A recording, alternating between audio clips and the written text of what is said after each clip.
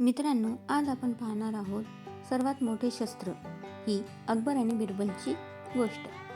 बादशाह अकबर आणि बिरबल मध्ये कधी कधी या गोष्टींवरही चर्चा होत असे की ज्याची कसोटी घेताना जीवाचा धोका उद्भवत असे. एकदा अकबरने बिरबलला विचारले, बिरबल, जीवनामध्ये सर्वात मोठे शस्त्र कोणते आहे? महाराज, जीवनात सर्वात मोठे शस्त्र हे आत्मविश्वास आहे, बिरबलने उत्तर दिले. अकबरने बिरबलचे हे उत्तर ऐकून आपल्या मनात ठेवले व एखाद्या वेळी आपण याची परीक्षा घेऊ असे ठरवले. एके दिवशी एक हत्ती वेडा झाला. अशा स्थितीत त्या हत्तीला बेड्यामध्ये अडकून ठेवले जात असे.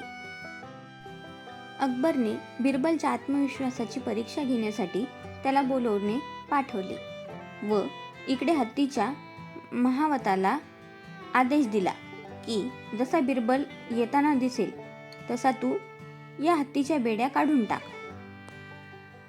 बिरबलला या गोष्टीची जराही कल्पना नव्हती.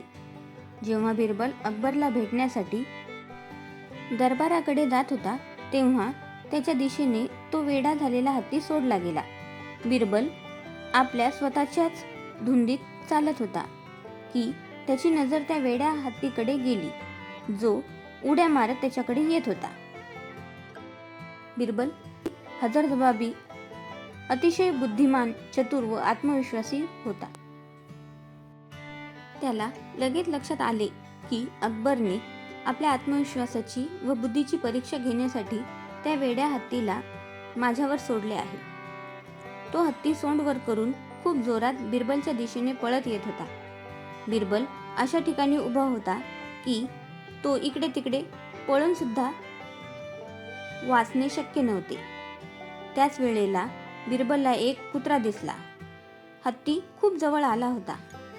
तो इतक्या जवळ आला होता की कोणत्याही क्षणी बिरबलला आपल्या सोंडेत पकडले असते.